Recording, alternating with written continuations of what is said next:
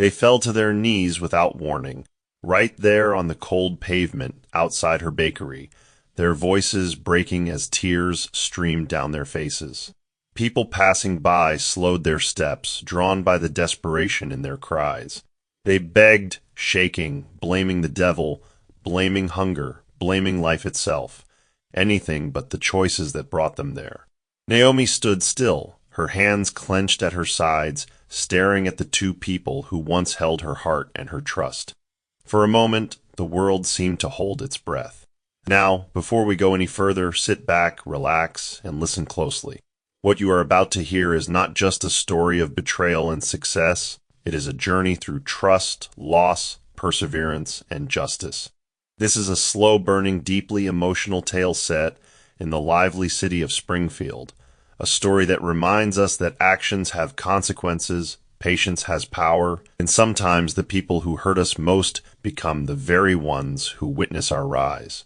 Let us go back to the beginning, to the days before the betrayal, before the tears, and before fate turned the tables.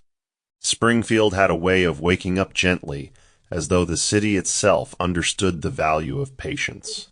The mornings arrived with soft breezes that carried the smell of roasted coffee from corner cafes, and the distant laughter of school children chasing buses they were about to miss. Naomi Dennis loved those early hours, when the city still stretched and yawned, when shop owners swept their walkways and exchanged greetings that felt like unspoken promises of another good day. She had grown up in Springfield, learned its rhythms, and woven her life into its fabric like a quiet thread that held more than it showed. In those days, her heart was full of hope and her steps were light, even when life demanded more than she could easily give. Naomi believed deeply in diligence, the kind that Proverbs speaks of when it says, "The plans of the diligent lead surely to abundance," from Proverbs 21 verse 5. She lived by that truth without quoting it aloud, trusting that steady hands and a faithful heart would one day bear fruit. She worked modest jobs, saved what little she could, and learned to stretch a dollar until it nearly cried for mercy. Every coin she set aside felt like a brick laid quietly toward a dream she rarely spoke about, but always carried within her. Springfield, with all its noise and color, never rushed her, and she never rushed it either. She understood that Rome was not built in a day, and neither would her future be. In those early years of her marriage, Naomi believed she had found her safe harbor in Jacob Dennis. He was the sort of man who spoke softly and smiled easily, the kind people trusted without second thought. To the outside world, they looked like two halves of a well-fitted whole, walking side by side through Springfield's bustling streets, sharing meals at small diners, and attending community gatherings where Jacob's charm drew people in like moths to a flame. Naomi admired him deeply, not because he was extraordinary, but because he seemed dependable, and dependability felt like gold. She believed marriage was built on trust, and she gave hers freely, holding nothing back.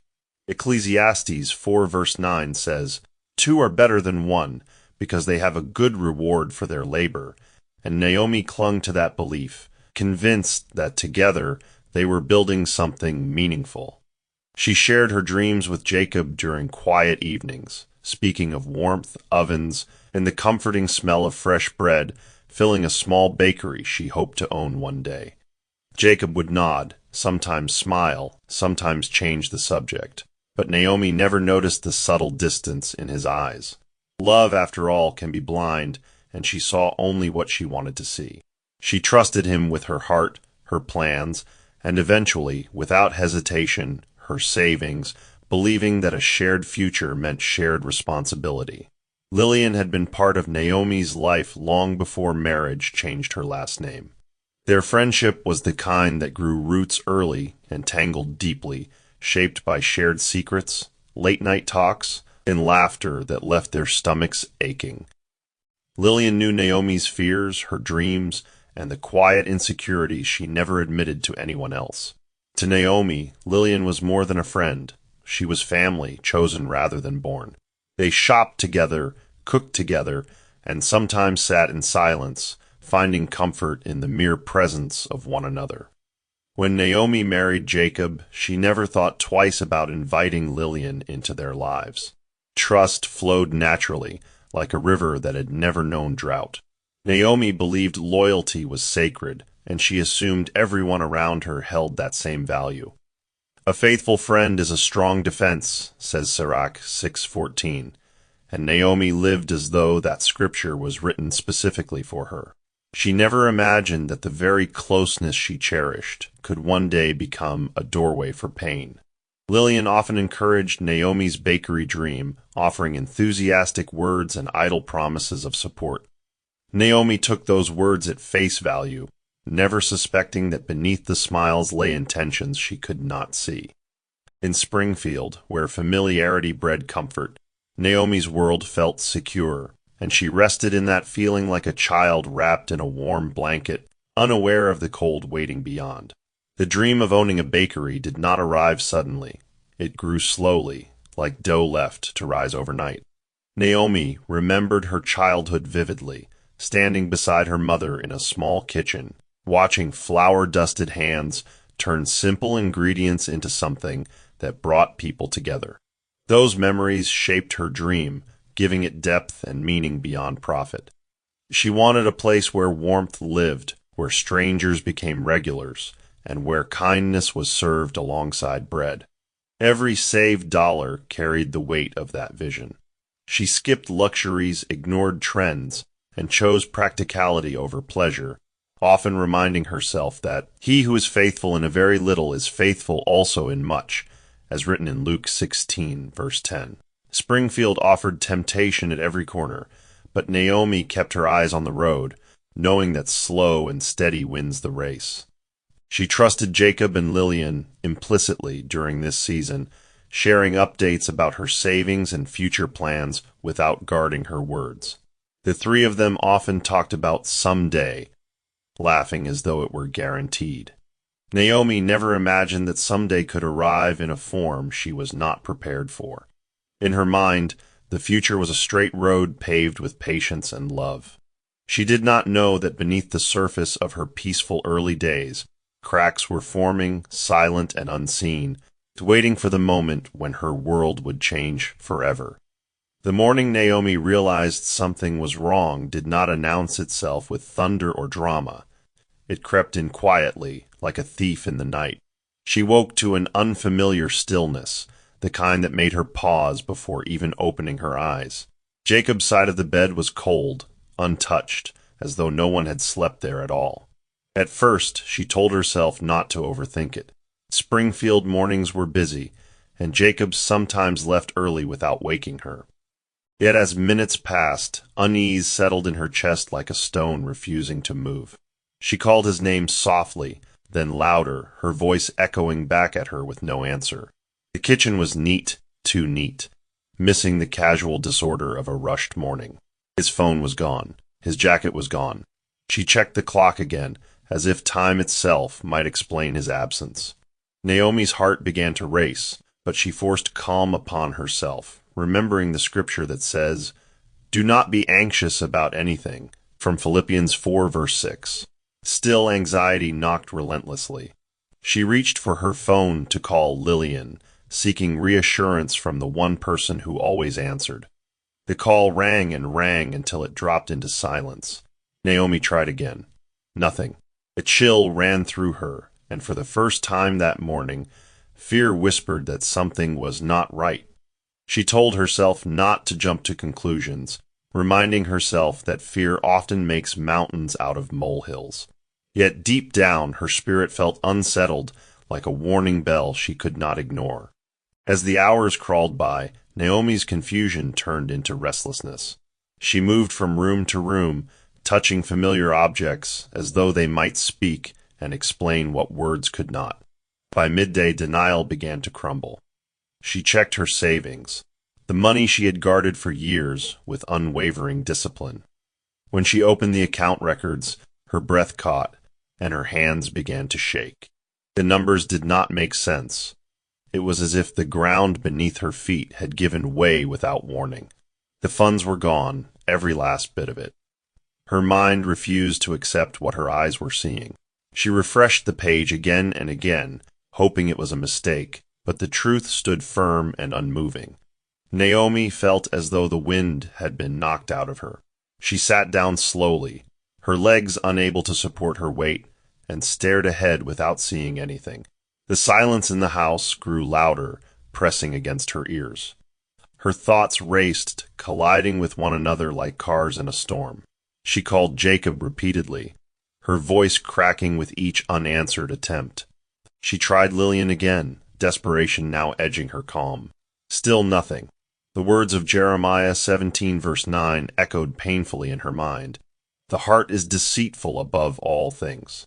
She had trusted so completely, never imagining that the very people she leaned on could be the source of her undoing. The realization crept in slowly, cruelly, like poison spreading through her veins. Naomi was no longer confused. She was betrayed. The days that followed blurred into one long, aching stretch of time. Naomi barely remembered eating or sleeping. When she did sleep, it was shallow and restless, filled with half-formed dreams that dissolved into tears before morning. Springfield, once so alive and comforting, now felt distant and cold. Familiar streets mocked her with memories of happier days. Debt collectors began calling, their voices polite but firm, reminding her of obligations she could no longer meet. Each knock at the door made her heart jump, fear sitting heavy in her stomach. Naomi cried quietly, often into her pillow, careful not to let the neighbors hear. Her tears were not dramatic. They were exhausted, worn thin by disbelief. She replayed moments from the past, searching for signs she might have missed, but hindsight offered no comfort. The weight of betrayal pressed on her chest, making each breath feel like work. She felt foolish, stripped bare by trust she could not take back. Hope deferred makes the heart sick. Proverbs 13 verse 12 says, and Naomi lived that truth daily as her dream crumbled before it ever took shape. She questioned her judgment, her faith, even her worth. There were moments when she sat in complete silence, staring at nothing, as if sound itself had abandoned her. Yet even in the depths of her sorrow, a small stubborn ember refused to go out. It flickered weakly, but it remained, reminding her that her story, though shattered, was not yet finished. Months passed, marked not by progress but by survival. Naomi learned what it meant to take life one breath at a time. Some mornings, getting out of bed felt like climbing a mountain with no summit in sight.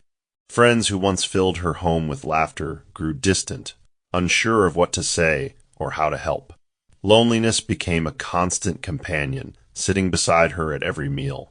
Still, Naomi refused to harden her heart completely. She poured out her pain in prayer, sometimes with words, sometimes with nothing but tears.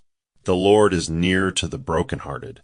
Psalm 34 verse 18 says, and Naomi clung to that promise as though it were a lifeline thrown into deep waters. She did not yet know how she would rise, only that she could not remain where she was forever. Slowly, almost imperceptibly, the fog of despair began to thin. The pain did not disappear, but it softened enough for her to think beyond survival. In the quiet aftermath of betrayal, Naomi began to understand that though her world had collapsed overnight, she was still standing amid the ruins. And sometimes standing was the bravest thing of all. Time did not heal Naomi's wounds quickly. Instead, it taught her how to live with them. After months of drifting through days that felt heavier than wet sand, she began to notice small changes within herself. The crying no longer came as often, though the ache remained like an old scar that flared when touched. Springfield continued its lively hum around her, indifferent to her pain, and that indifference forced her to look inward. One afternoon, while waiting in line at a modest grocery store, she overheard a conversation between two women discussing a bank that had begun offering business loans to small entrepreneurs who had nothing but ideas and determination. The words lingered in Naomi's mind long after she returned home. At first, she dismissed the thought. The idea of approaching a bank felt like biting off more than she could chew. Fear wrapped itself around her like a stubborn vine, whispering reminders of how trust had cost her everything. Yet another voice, quieter but steadier, urged her not to bury her talent in the ground. For God has not given us a spirit of fear, but of power and love and a sound mind, from 2 Timothy 1 verse 7, echoed in her thoughts as she wrestled with doubt. Days passed, and the idea refused to leave her alone. She prayed not with confidence, but with honesty, admitting her fear and confusion. Naomi understood that faith did not mean the absence of fear. It meant moving forward despite it. Eventually, she resolved to try, telling herself that even if she failed, she would fail standing, not hiding. Walking into the bank for the first time felt like stepping onto unfamiliar ground. The building itself was unremarkable, yet to Naomi it might as well have been a fortress. Her palms were damp, her heart pounding like a drum beating too fast. She clutched a thin folder containing her plans, modest and imperfect, but born from years of quiet dreaming. As she waited to be called, her mind replayed every possible outcome, most of them ending in disappointment. When she finally sat before the loan officer, her voice trembled, but she spoke anyway, explaining her vision of a small bakery that would serve not just bread, but comfort. The process was slow, filled with questions that forced her to confront her own insecurities. Each meeting tested her patience, stretching her resolve thin. There were moments she nearly walked away, convinced she was chasing shadows. Yet she remembered James 1 verse 4, "Let perseverance finish its work so that you may be mature and complete, not lacking anything." Those words steadied her when doubt threatened to pull her under.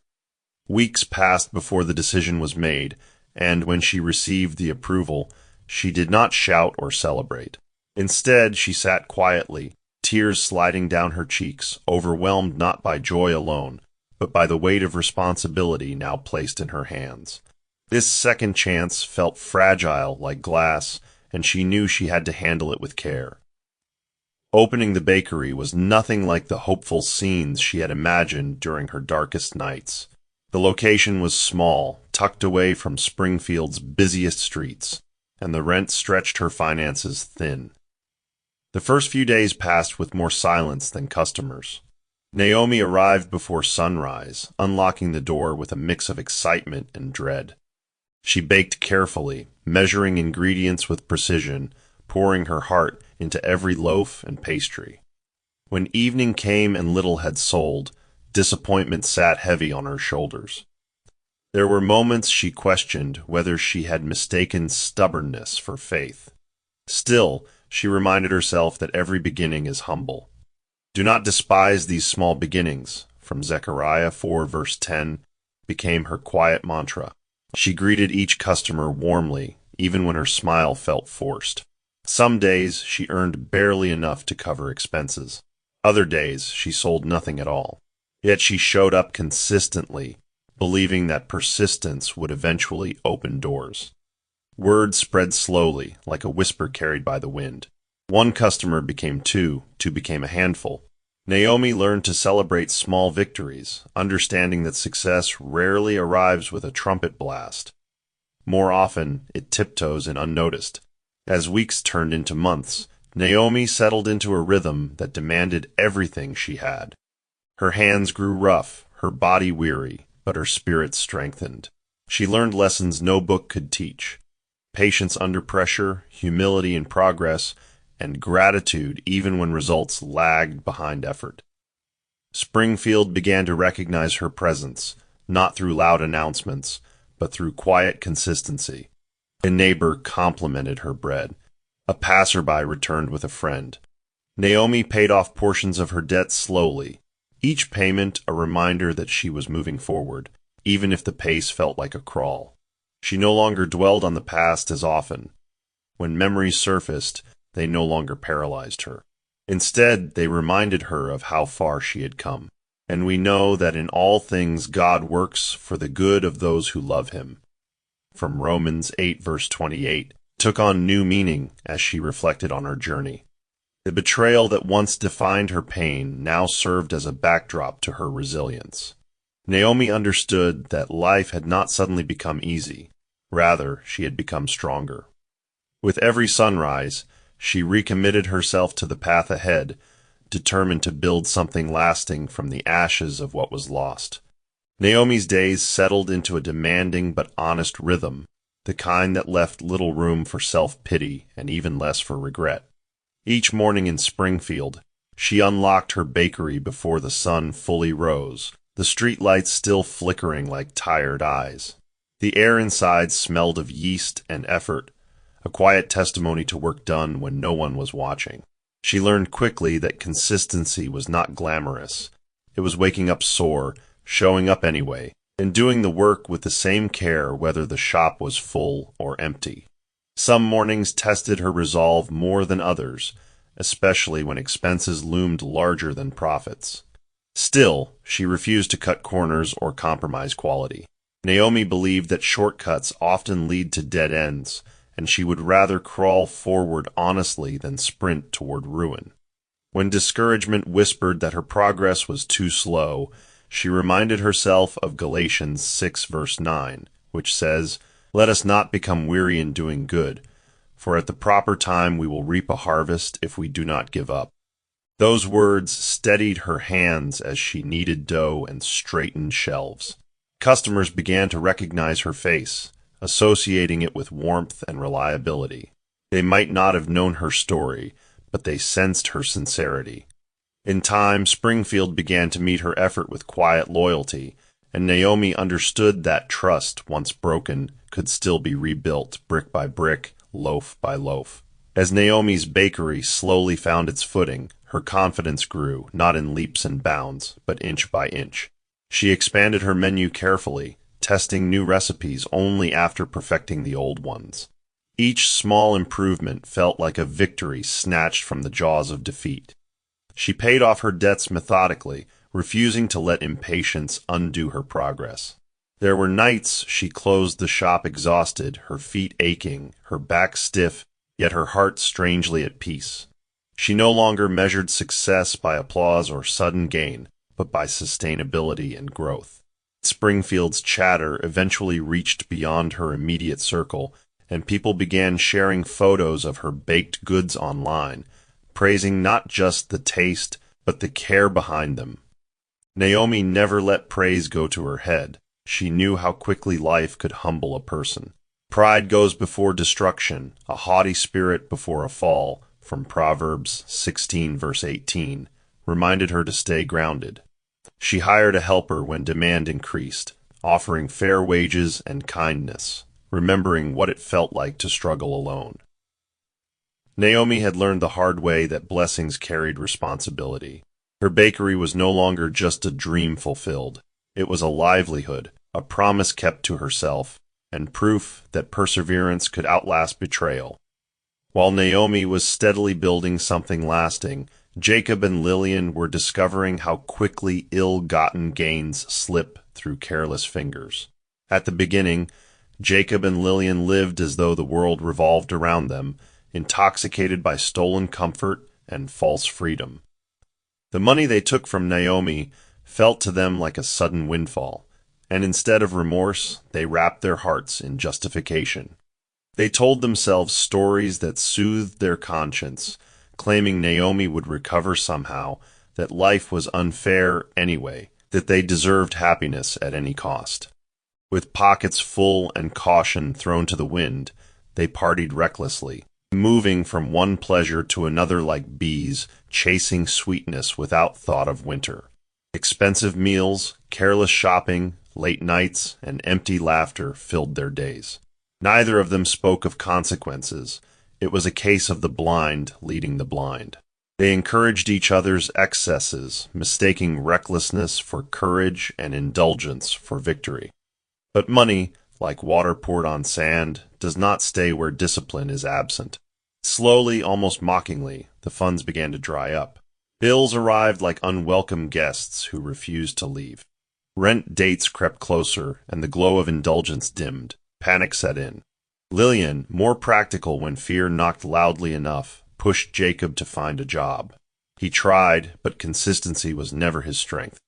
He bristled at routine, complained endlessly, and soon grew tired of answering to anyone.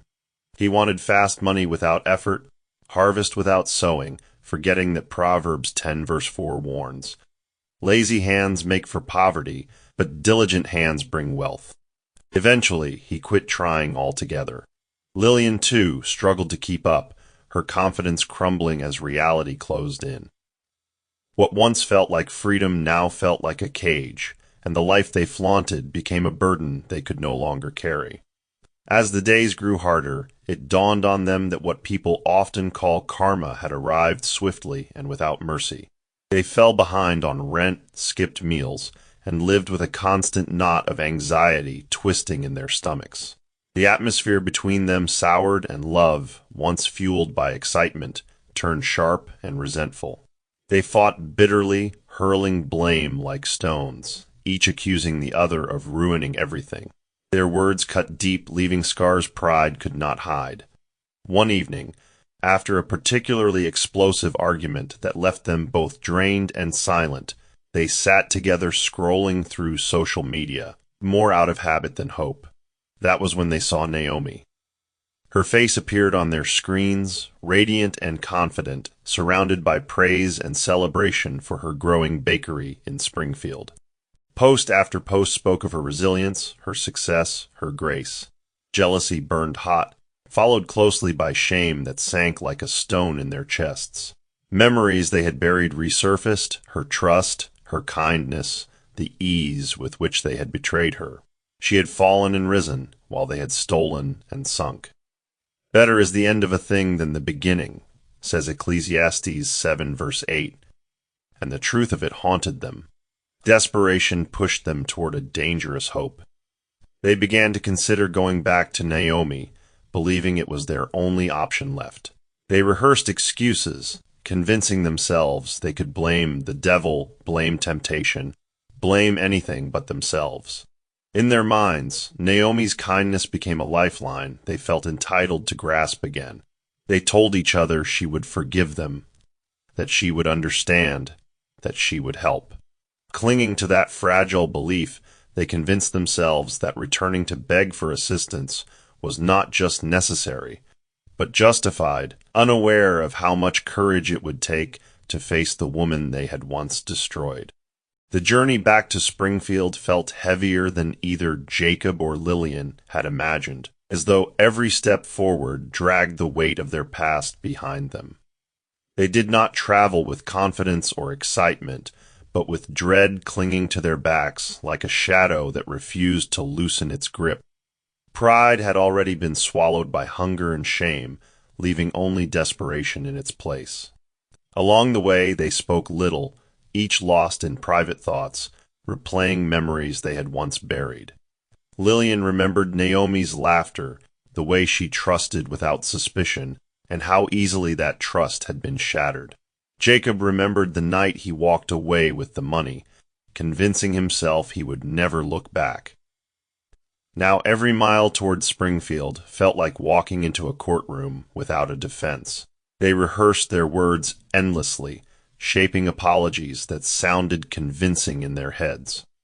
They told themselves that blaming the devil would soften Naomi's heart, that hardship had already punished them enough. When pride comes, then comes disgrace, from Proverbs 11 verse 2, echoed in the silence, though neither admitted it aloud. As Springfield's familiar streets came into view, their courage wavered. The city looked brighter than they remembered, alive with opportunity they no longer had. Each step closer to Naomi's bakery tightened their throats. They knew this was their last card to play, the final roll of the dice. Turning back was no longer an option. They had burned too many bridges behind them. Standing outside Naomi's bakery, they barely recognized the place. It was larger than they expected, warm light spilling from the windows, the smell of fresh bread drifting into the street. People came and went with smiles, greeting Naomi by name. Jacob and Lillian stood frozen, humbled by the sight of what she had built without them. When Naomi finally appeared at the door, wiping her hands on her apron, she looked stronger, calmer, untouched by the ruin they had caused. For a moment, she did not recognize them. Time and hardship had worn them down, stripping away the confidence they once flaunted. Then realization flickered in her eyes. Without warning, they dropped to their knees, the sound echoing sharply against the pavement. Tears flowed freely as they begged, voices overlapping in a desperate chorus. They apologized, cried, and blamed the devil, claiming temptation had overtaken them. They spoke of hunger, eviction, and suffering, painting themselves as victims of circumstance. Jacob swore he had changed. Lillian promised loyalty. They begged for money, for help, for mercy. Naomi listened in silence, her face unreadable. When they finally fell quiet, breathless, and hopeful, she spoke, and her words struck like thunder. She reminded them of nights she went to bed hungry because of their greed, of months she cried until her eyes burned, of debts that nearly crushed her spirit. She called them cowards who ran from responsibility, thieves who mistook betrayal for bravery, parasites who fed on trust and left destruction behind. Her voice rose sharp and unyielding.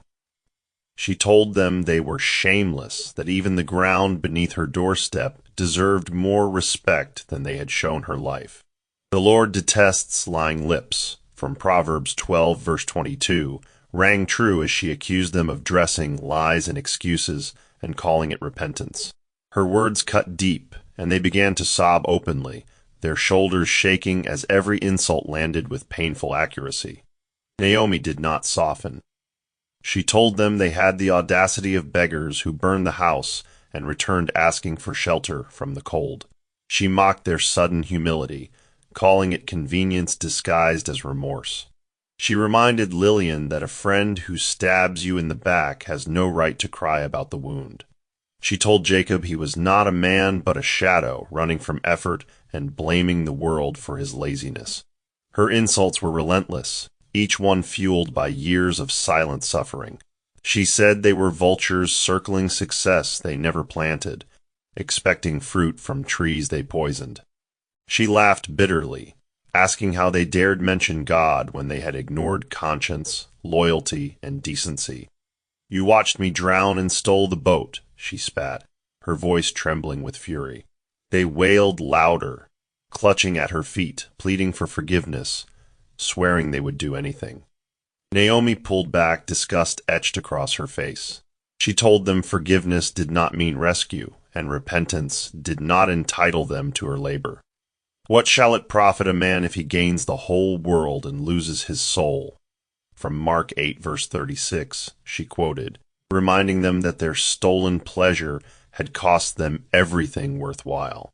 Her words stripped them bare, leaving no illusion to hide behind. They cried harder, crushed by the truth they could no longer escape. In the end, Naomi straightened her shoulders and delivered the final blow with chilling clarity. She told them to leave and never return, that her life was no longer a dumping ground for their failures. She said she had rebuilt herself with blood, sweat, and tears, and she would not hand the results to those who destroyed her without remorse. She reminded them that suffering had refined her, not broken her, and that their regret came too late. "There is a time for everything," from Ecclesiastes 3 verse 1, she said quietly, adding that their time in her life had ended the day they chose betrayal over love. She turned away as they cried and crawled, her back firm, unyielding. The door closed behind her with finality, sealing a chapter that would never be reopened. Jacob and Lillian remained on the ground long after she disappeared, sobbing uncontrollably, their tears soaking the pavement of a city that no longer recognized them. They had come seeking mercy, but found only truth, and truth, when delayed, can be harsher than punishment. After the door closed behind Naomi, a strange calm settled over her, the kind that comes only after a storm has spent all its fury. She stood still for a moment, her back resting against the door, her chest rising and falling as though she had just finished a long race. Outside, the echoes of Jacob and Lillian's sobs faded into the noise of Springfield's streets, but inside, silence reigned. Naomi did not feel triumph, nor did she feel regret. What she felt was release. The weight she had carried for years slipped off her shoulders, leaving behind a quiet strength she hardly recognized at first. She walked back into her bakery, where the smell of fresh bread greeted her like an old friend, grounding her in the present. Customers chatted softly, unaware of the confrontation that had just unfolded. Naomi returned to her work, wiping counters, checking trays, moving with steady hands. She understood then that closure does not always come with apologies accepted or relationships restored. Sometimes it comes when one chooses peace over pity. You will keep in perfect peace those whose minds are steadfast, from Isaiah 26 verse 3, echoed in her heart as she exhaled deeply. Naomi knew she had chosen herself at last, and there was no going back. Jacob and Lillian, on the other hand, remained outside long after Naomi disappeared from view, their tears soaking the ground beneath them. Passersby stared briefly, then moved on, because the world rarely pauses for anyone's regret. Eventually, they rose to their feet, broken and hollow, realizing there was no lifeline left to grab. The city that once felt like a playground now felt hostile, every corner reminding them of what they had lost and why. They drifted from place to place, burdened by guilt that clung tighter than hunger. Their relationship, already fragile, could not withstand the weight of shared failure. Conversations became arguments, arguments became silence, and silence became separation. Life pressed on without them, teaching lessons they had refused to learn when it mattered. The wicked flee though no one pursues, from Proverbs 28 verse 1, described them perfectly, as they lived in constant fear of consequences, haunted by the memory of a woman who rose while they fell. Regret followed them like a shadow at noon, impossible to escape, forcing them to confront the truth they had long denied. Shortcuts lead to dead ends, and betrayal always collects its debt. Back in Springfield, Naomi's bakery continued to flourish, not because life had suddenly become easy, but because she had grown wiser. She expanded carefully, mentoring young workers, teaching them not just how to bake, but how to work with integrity. She spoke less about her past, not because it no longer mattered, but because it no longer defined her. Naomi learned to rest, to smile without forcing it, and to trust again, slowly, cautiously, but sincerely. She understood that scars are not signs of weakness. They are proof of survival. When challenges arose, she faced them head-on, remembering how far she had come. Though the righteous fall 7 times, they rise again, from Proverbs 24 verse 16, reminded her that resilience was now part of her character. Springfield embraced her not as a victim, but as a woman who built something meaningful from rubble. Naomi found joy in simple moments, in early mornings and quiet evenings, in knowing she owed no one her peace. Her life moved forward, steady and sure, like a river that had found its course after winding through rough terrain. As years passed, Naomi often reflected on the path she had walked, not with bitterness, but with clarity. She understood that forgiveness is a personal journey, not a public performance, and that justice sometimes arrives quietly, without fanfare. She had learned to let go of what could not be changed, and to hold firmly to what mattered. Springfield continued to buzz with life, but Naomi moved through it with a calm confidence, no longer shaken by the past. She had discovered that true wealth is not measured by money alone, but by peace of mind, self-respect, and the courage to walk away from what destroys you. Cast your burden on the Lord, and he will sustain you, from Psalm 55 verse 22, had proven true in ways she never imagined. Naomi's story did not end with applause or revenge. It ended with restoration. She closed each day with gratitude, knowing that though betrayal had rewritten her beginning, perseverance had authored her ending. Dear listeners, let this story sit with you and do its work. Never hand your destiny to anyone simply because you love them or trust them. Love without wisdom is like building a house on sand. It looks beautiful until the storm comes. Guard your dreams, your resources, and your values, because not everyone clapping for you is praying for you. Some people smile in your face while sharpening the knife behind their backs. The Bible warns us clearly. Above all else, guard your heart, for everything you do flows from it. Proverbs 4, verse 23. Also understand this truth. Shortcuts always demand payment with interest. What Jacob and Lillian stole gave them pleasure for a season, but destroyed their future. Nothing taken through betrayal ever lasts. You may cheat, lie, or cut corners and think you are winning, but life keeps records even when people don't. Do not be deceived. God is not mocked. Whatever one sows, that will he also reap. Galatians 6, verse 7. If you plant deceit, don't expect peace. And finally, learn from Naomi, pain does not have to be your prison. Being betrayed does not mean you are finished. Cry if you must, pause if you must, but never quit. Your refusal to give up will embarrass those who tried to bury you. When people walk away with what you built, remember this: they took your money, not your mind. They stole your past, not your future. Weeping may endure for a night, but joy comes in the morning. Psalm 30, verse 5. Choose integrity, choose patience, choose strength. Because in the end, character outlives betrayal, and perseverance always has the final word.